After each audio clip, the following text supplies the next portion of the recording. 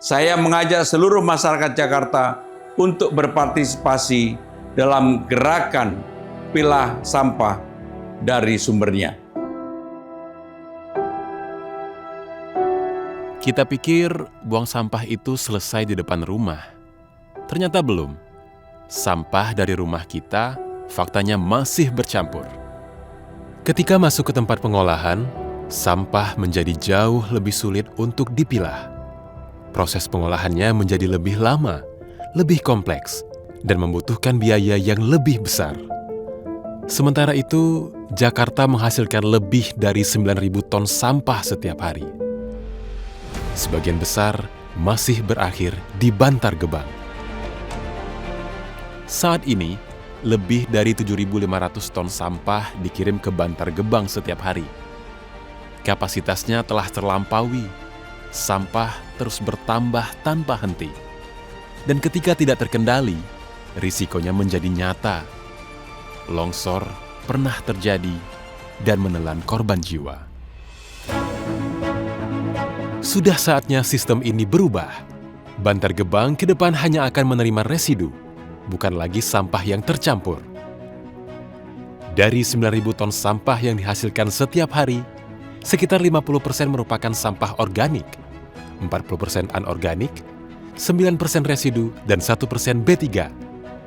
Dengan sumber terbesar berasal dari rumah tangga. Artinya, hampir 4.500 ton per hari adalah sampah organik, dan sekitar 3.600 ton adalah sampah anorganik. Padahal, sampah organik dan anorganik bisa dikelola langsung dari sumbernya, dari rumah kita sendiri. Dengan memilah sejak awal, 90% dari permasalahan sampah Jakarta bisa dikurangi secara signifikan. Upaya pengurangan sampah dapat dimulai dari rumah, melalui langkah sederhana yang bisa dilakukan setiap hari.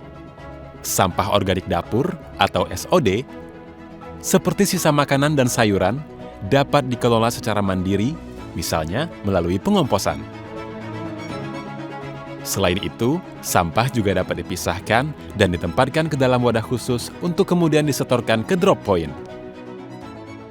SOD secara terjadwal diangkut dari drop point oleh petugas menuju fasilitas pengolahan TPS 3R.